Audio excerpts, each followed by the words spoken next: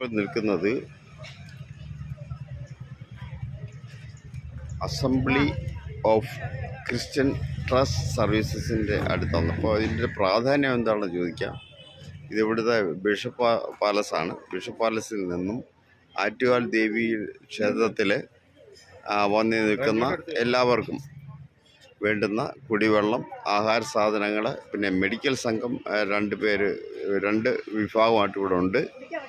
അങ്ങനെ അവരുടെ വിശേഷങ്ങൾ കൂടുതലായിട്ട് പറയാം.